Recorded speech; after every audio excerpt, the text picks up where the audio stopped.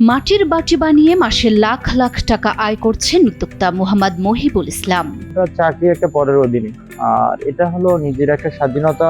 তারপরে সর্বশেষ কথা হলো কিছু লোকের কর্মসংস্থান। গাইবান্ধা সদর উপজেলার রামচন্দ্রপুর ইউনিয়নের বাসুদেবপুর গ্রামের বাসিন্দা মহিবুল ইসলাম। এক সময় তিনি সেনাবাহিনীর ক্যান্টনমেন্টে বেসামরিক পদে চাকরি করতেন। পরবর্তীতে সুযোগ পান জাতিসংঘের শান্তিরক্ষী মিশনে কাজ করার। মিশন শেষ করে দেশে ফিরে তিনি চাকরি নেন একটি মিষ্টির কারখানায়। সেখানেই দইয়ের বাটি তৈরির কাজ দেখে তার মাথায় আসে নতুন ব্যবসার চিন্তা। আমি প্রথমত আগে ক্যান্টনমেন্টে এক ঠিকাদারের আন্ডারে বেসামরিক পদে ছিলাম।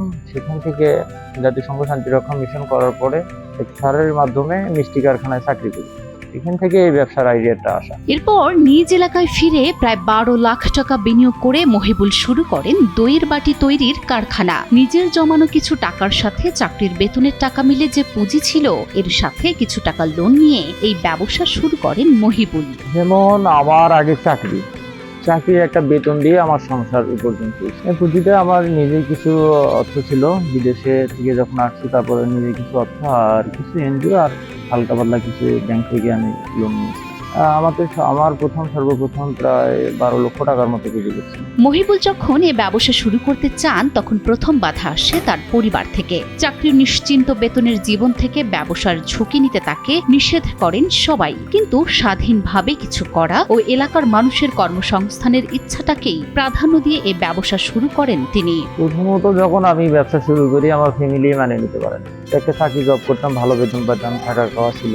তারপরে ব্যবসাটা শুরু করি, আর মূলত উদ্দেশ্য হলো নিজে ভালো থাকা, আশপাশ কিছু লোকের কর্মসংস্থান করা।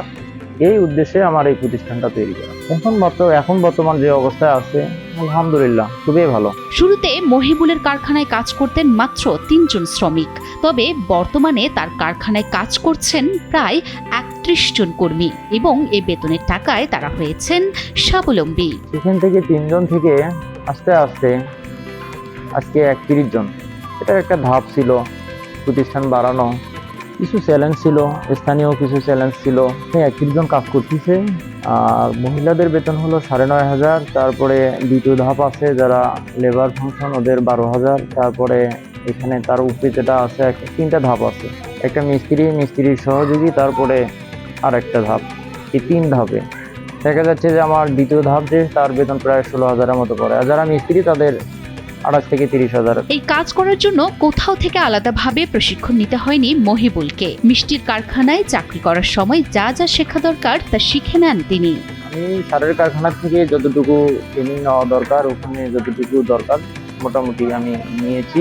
প্রথমে দইয়ের বাটি তৈরির জন্য স্থানীয়ভাবে সংগ্রহ করা হয় বিশেষ কুমারী মাটি। মিক্সার মেশিনে মাটি মিশিয়ে আধুনিক যন্ত্রের সাহায্যে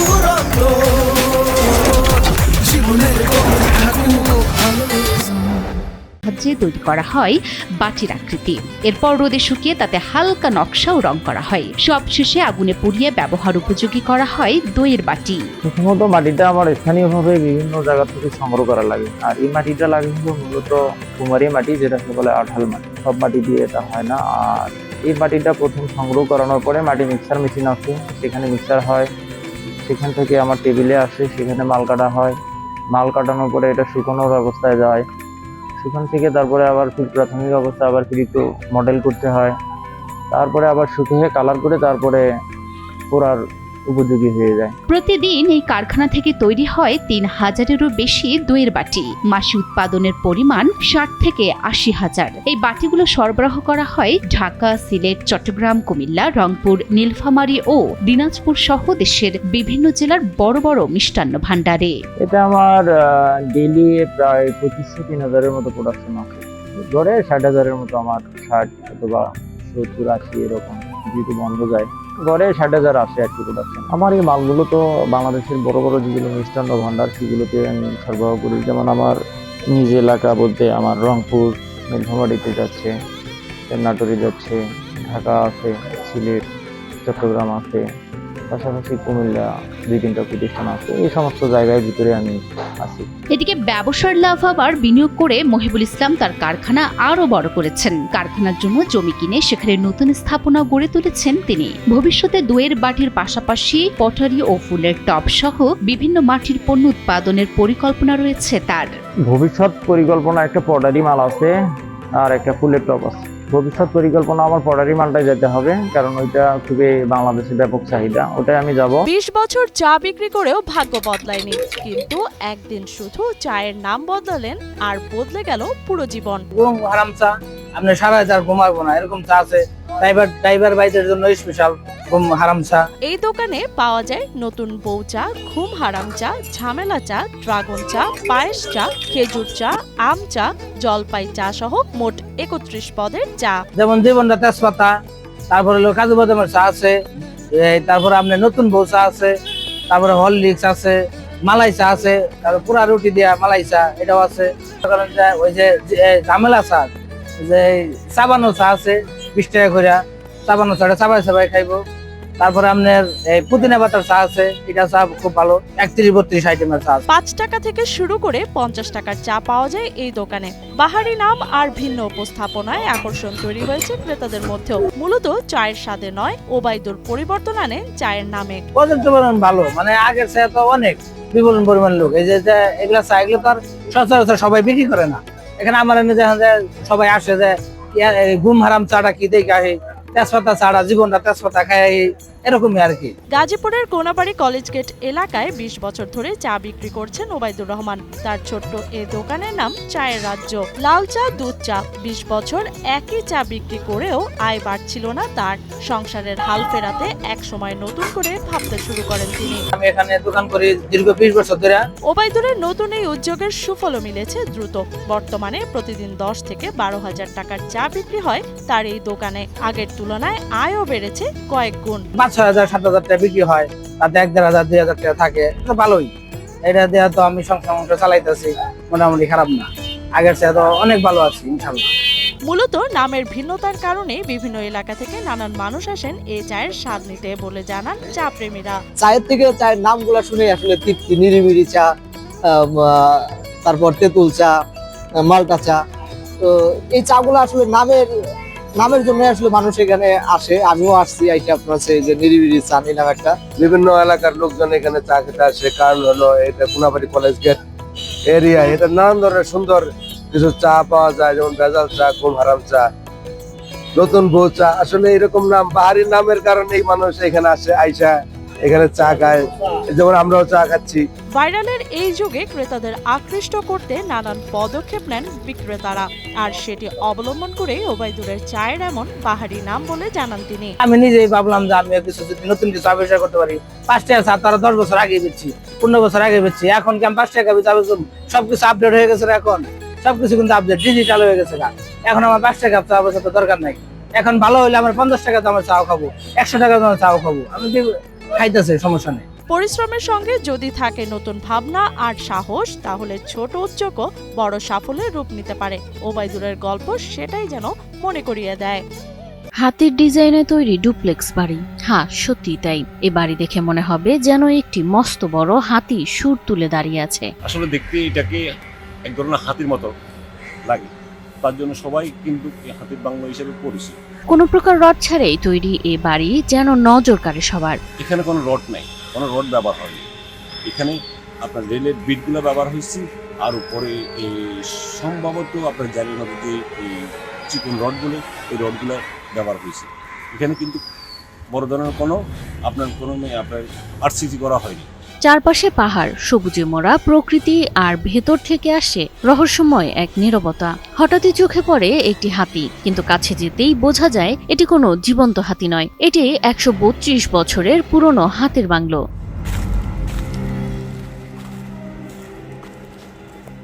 1893 সালে ব্রিটিশ প্রকৌশলী ব্রাউনজার এই বাংলোটি নির্মাণ করেছিলেন। চট্টগ্রামের সিআরবি পাহাড়ে দাঁড়িয়ে থাকা এই স্থাপনাটি দেখতে অবিকল হাতির মতো। আমি তো এখানে আজকে 27 বছর পর্যন্ত দেখতেছি। ডুপ্লেক্স এই ভবনের ভেতরে ছিল শয়নকক্ষ, গোলাকার জানালা আর হাতির চোখের মতো ছিদ্র। কালের আবহে বাংলোটি এখন জরাজীর্ণ, ভাঙা দরজা, মরিচে ধরা জানালা আর বিবর্ণ রং বদলে দিচ্ছে ইতিহাসের সাক্ষী হয়ে দাঁড়িয়ে আছে এটি। কালের বিবরণে আপনার এই জিনিসটা একেবারে বিভিন্ন হইতে চলছে। ভিতরে একেবারে নাজুক অবস্থা, ভিতরে থাকার মতো কোনো পরিবেশ নেই। স্থানীয়রা বলেন, রাত হলে এই বাংলো ঘিরে আরএফএল এসডব্লিউআর পাইপই মাপে যা বলে তাই দেয়। RFL SWR pipe and fittings. ভয়ের আবহ তৈরি হয়। কেউ কেউ দাবি করেন তারা প্রায়ই শুনতে পান অদ্ভুত শব্দ, খচখচ আওয়াজ। দক্ষিণ দিক থেকে উত্তর দিকে যা, উত্তর দিক থেকে পশ্চিম দিকে যা, অনেকে চোখে পড়ছে দৃশ্য, আমিও নিজেও দেখছি। সত্যি কি এটি শুধু ইতিহাস নাকি আছে হান্টেড রহস্য? এমনই প্রশ্ন ঘুরপাক খায় সবার মনে। যত জিনিস আছে যত জিনিস আছে জানালা ভাঙে সব কিছু নিয়ে গেছে, কিছু নেই। আমি থাকতে তো সুরক্ষিত ছিল, একেবারে খুব সুন্দর অবস্থান ছিল, কিন্তু এখন কিছু 132 বছরের পুরনো হাতির বাংলো এখন চট্টগ্রামে দর্শনীয় স্থানের একটি অংশ, কিন্তু অবহেলায় দিন দিন হারাচ্ছে এর সৌন্দর্য। এই হাতির বাংলোটি দেশ বিদেশ থেকে অনেক পর্যটক আসে দেখার জন্য। পর্যটক আসে বা দেখে, একটু আপনার ফটো উঠাই নেই। দূর দূরান্ত থেকে পর্যটক আসেন এই হাতির বাংলো দেখতে। কেউ ভিডিও করেন, কেউ আবার ছবি তুলে নেন। বাইরে থেকেও কিছু আপনার মহিলা নিয়ে এখানে ফেলে। কিন্তু আমরা চাই এই পুরোনো স্থাপনটা যেন সুরক্ষিত থাকে এবং সরকারের কাছে আমরা দাবি জানাই যেন এই জিনিসটাকে পরিপূর্ণ করি, আবার পুনরায় জিনিসটা সুন্দর করে উঠানো হয়। যদি সঠিকভাবে সংরক্ষণ করা যায় তবে এটি হয়ে উঠতে পারে বাংলাদেশের অন্যতম আকর্ষণীয় পর্যটন কেন্দ্র, এমনটাই মনে করেন সচেতন মহল। এভাবে 2 হাত জোর করে স্বামীর প্রাণ ভিক্ষা চাইছেন স্ত্রী নূরজাহান খাতুন। যে কোনো কিছুর বিনিময়ে চান স্বামীর সুস্থতা। আমি আমার স্বামীর জন্য আপনাদের কাছে ভিক্ষা চাই। যত হলো আমি অনেক টাকা পয়সা যা ছিল আমার সব শেষ করছি। মানুষের দুয়ারে খবর পৌঁছানো হানিফ এখন পড়ে আছে বিছানায়, দিন রাত কাটে অসহ্য যন্ত্রণায়। আমি আর সহ্য করতে পারতেছি না, আমার অবস্থা খুবই জটিল। 1 বছর আগে পত্রিকা আনতে যাওয়ার সময় মোটরসাইকেল দুর্ঘটনায় আহত হয়ে ডান পা ভেঙে যায় তার। আমি তো মূলত পত্রিকার হকার ছিলাম, প্রায় এক যুগ করে আমি পত্রিকার ব্যবসা করতেছি। তো আমি পত্রিকা দিতে গিয়ে আমার মোটরসাইকেল অ্যাক্সিডেন্ট করছি, আমার ডাইন পাওটা একবারে ভেঙে গেছে। পরে 8 লাখ টাকা খরচ করে অপারেশন করা হলেও এখনো চলাফেরা করতে পারেন না তিনি। পঙ্গু হসপিটালে ট্রিটমেন্ট করছি, প্রায় 8 লক্ষ টাকা আমার এই পাও ঠিক করতে লাগছে। তো আলহামদুলিল্লাহ একটু হাঁটাচলা করতে পারি। এর মধ্যে নতুন করে এক অজানা ভাইরাসে আক্রান্ত হন হানিফ। তার মলদ্বার দিয়ে একটি ছোট ছিদ্র থেকে অন্ডকোষ ভাইরাস আক্রান্ত হয়েছে। পরে হাসপাতালে নেওয়া হলে করা হয় অপারেশন। হঠাৎ করে আমার এই অন্ডকোষের নিচে ঠিক পায়খানার রাস্তার এখানে একটা ইনফেকশন ধরা পড়ছে। তো এইটা আমি ডাক্তারের কাছ থেকে অ্যান্টিবায়োটিক নিয়ে গেছি। অ্যান্টিবায়োটিক খাওয়ার পরে যেমন এগুলো অনেক ছড়ে গেছে, ভীষণভাবে ছড়াই গেছে, পচা দুর্গন্ধ বের হয়েছে। একটি অপারেশন করা হলেও সুস্থ হননি হানিফ। সামনে প্রয়োজন আরেকটি অপারেশন আর বিপুল অঙ্কের টাকা। খুব জরুরি ভিত্তিতে একটা অপারেশন করার দরকার, অনেকগুলো টাকা পয়সার দরকার। আমি যে বাড়িতে ভাড়া থাকি, বাড়ির ভাড়া প্রায় 30,000 টাকার বেশি আমার কাছে বাড়িওয়ালা পাবে। 50 হানিফ খন্দকার পত্রিকার হকারি করে ছেলে সন্তান নিয়ে। কি বুঝলেন ভাই? অনলি যেটাই চাই। ভালোই কাটছিল তার জীবন, তবে ভয়ানক রোগে তার সব শেষ। ছেলেমেয়েদের নিয়ে পড়েছেন অকুল পাথারে। আমার 3টে ছেলে মেয়ের পড়াশোনা, আমাদের খাওয়া দাওয়া, বাড়ি ভাড়া নিয়ে আমি খুবই একটা অবস্থার মধ্যে আছি, আবার খারাপ অবস্থার মধ্যে আছি যে আমার আসলে চিকিৎসাটা হচ্ছে না। বর্তমানে অর্থ অভাবে বন্ধ প্রায় হানিফের চিকিৎসা, এমনকি দিতে পারছেন না বাড়ি ভাড়াও। এই ঘর ভাড়ার লাগে আমার প্রতিদিন আমার একটা জায়গা চলা দিতেছে, জানি না কার আছে আমাদের সাহায্যের উপরে আমি চলতে পারবো। আমি আর একটু সাহায্য করেন আপনারা দয়া করে। চিকিৎসা ও স্বাভাবিক জীবনের জন্য প্রয়োজন সহায়তা। বিত্তবানরা যদি তার পাশে সহানুভূতির হাত বাড়ায় তাহলে স্বাভাবিক জীবনে ফিরতে পারবেন হানিফ। দেশবাসী এবং প্রবাসী যারা আছেন, যারা ভিডিও দেখেন, দয়া করে আমাকে একটু সহযোগিতা করেন। ভালোবাসার টানে বাংলাদেশে এলেন মালয়েশিয়ান নারী। বাচ্চা নিয়ে হঠাৎ গ্রামে আসায় শোরগোল পড়েছে পুরো এলাকায়।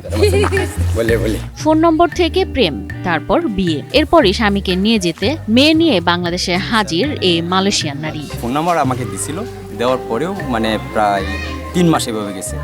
যাওয়ার পর তারপর আমি তার প্রস্তাব দিই, ঠিক আছে, তখন সেও আবার রাজি হয়েছে। মালয়েশিয়ান নারীকে এক নজর দেখতে ছুটে আসেন ছোট বড় সবাই। মোবাইল হাতে অনেকেই ভিডিও করেন। Sekarang dia sibukkan family, dia datang mau tengok, jadi tak boleh pergi mana-mana. Itu hari dia punya anak buah kahwin. Saya pergilah মানে আমার orang tengok আমার dari বাইক sana. গ্রামের এক সময়ের সাধারণ মোবাইল মেকানিক আসিফ হোসেন খানের গল্পটা এখন সবার মুখে মুখে। মালয়েশিয়ার নারীকে বিয়ে করে তাক লাগালেন তিনি। আমি একটা ছোট মোটো বিজনেস করি এখানে, সেই বিজনেসের মানে যখন আমি বিজনেসটা ওপেন করি তখনই আমি তাকে বিয়ে করি। 2017 সালে কাজের খোঁজে মালয়েশিয়ায় গিয়েছিলেন আসিফ। সেখানেই রিস্তি আন্ডার শরিন বিনতের সাথে পরিচয় হয় তার। আমি স্টুডেন্ট বিষয় দিয়ে মালয়েশিয়া যাওয়া, ওইখানে গিয়া মানে কাজটা মানে আমি একটা দোকানে চাকরি করতাম। চাকরি থেকে তারপর ওনার সাথে মানে মাঝখানে আমার দেখা হয় 2 বছর পরে, মালয়েশিয়া যাওয়ার 2 বছর পরে ওনার সাথে আমার পরিচয় হয়। মালয়েশিয়ান সেই নারীটি আজ আসিফের স্ত্রী। শুধু তাই নয়, তাদের রয়েছে একটি ফুটফুটে কন্যা সন্তানও। আর আমার এই মেয়ে সারাদিন আছে এই পিচ্চিদের সাথে খেলতেছে, মানে হ্যাঁ মালয় ভাষাতে কথা বলে আর বাংলা ভাষাতে কথা বলে, বুঝছেন। নেত্রকোনার দুর্গাপুর উপজেলার গাওকান্দিয়া ইউনিয়নের তাঁতিরকোনা গ্রাম।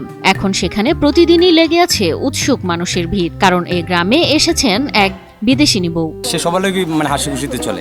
এখানে মানে যত লোক আসতেছে, প্রায় অনেক লোক আসতেছে প্রত্যেক দিন মানে ওনাকে দেখার জন্য। সবার সাথে উনি মানে মিশে কথা বলে, মানে যতটুকু মানে বুঝে এতটুকু উত্তর দেয়।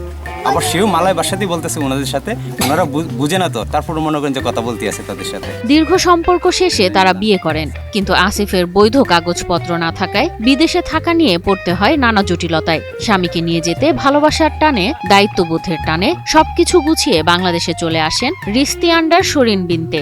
মানে শরীয়ত মতন আমরা বিয়ে শাদী করছি, ঠিক আছে। তারপর বাংলাদেশেও কিছু ডকুমেন্টের দরকার ছিল, বাংলাদেশেও আপনার বিয়ের মানে কাগজগুলো এগুলোও দরকার ছিল। এই জন্য আমরা আবার বাংলাদেশে এসে আবার বিয়ে করছি, কারণ আমাদের ডকুমেন্ট দরকার। আর আমরা মালয়েশিয়াতে আমার নাগরিক, মালয়েশিয়াতে আমার থাকতে গেলে আমার ডকুমেন্টগুলো হার্ড লাগবে, কারণ আমরা যেহেতু ওইখানে একটা ছোটো মোটো বিজনেসের দিকে আসি, আর আমাদের তো কাগজপত্র সম্পূর্ণ ঠিক থাকতে হবে, কারণ ঠিক না থাকলে তো মালয়েশিয়া সরকার এখন রাখবে না মালয়েশিয়াতে। তো ওই জন্য আমার ওয়াইফ মানে আসছে আমাকে নিয়ে যাওয়ার জন্য বাংলাদেশ থেকে। গ্রামে এসে শ্বশুরবাড়ির আন্তরিকতা, প্রকৃতির সবুজ সৌন্দর্য আর মানুষের ভালোবাসা মুগ্ধ করেছে এ মালয়েশিয়ান নারীকে। তিনি এখন পুরো গ্রামের প্রিয় মানুষ। Kawan saya bagi nombor pon, lepas tu dia kontak saya pun kontak dia, mula cinta-cinta. আসিফের পরিবারও খুশি। তাদের চোখে রিস্তি শুধু এক বিদেশিনী নয়, একজন স্নেহময়ী পুত্রবধূ, একজন প্রকৃত মানুষ। বিদেশি চাল কোনোদিন দেখি নাই, আসছে আমাদের কাছে অনেক ভালো লাগছে। বলি আসছে, নাতিলি আসছে, বলি আসছে, তা মধ্যে লাগতেছে, খুব ভালো লাগতেছে আর কি, খুব আশি খুশিতে আছে। মালামাল লই আইছে হে খারাপ থাকতে। কি মালামাল নিয়ে আসছে? এটা কম্বল টম্বল, একটা মলটুম, আবি যাবি, রান্না বাড়ার জোগাড় জায়গা, মনোরঞ্জন, চকলেট মকলেট, আবি যাবি, অনেক খাচ্ছে। আল্লাহ দিলে খুব ভালো মেয়ে। কেউ ছবি তুলছে, কেউ কথা বলছে, সবাই যেন অবাক এ ভালোবাসার গল্পে। তার ওয়াইফ ওই দেশের নাগরিকত্ব, মালয়েশিয়ার যে সিটিজেন, তার ওয়াইফ ওই কাগজ নিয়ে হয়তো তারে এদিকে উদ্ধার করে আবার ওই দেশে জবে নেওয়ার জন্য আসছে। রিস্তি আন্ডার শরিনের এই গল্প আমাদের শেখায় ভালোবাসা কোনো সীমান্ত মানে না, না ভাষা, না জাতি, না দেশ। ভালোবাসা যখন সত্য হয় তখন তা ছড়িয়ে পড়ে সব মানুষের হৃদয়ে, ঠিক যেমন এখন ছড়িয়ে পড়েছে নেত্রকোনার তাঁতিরকোনায়।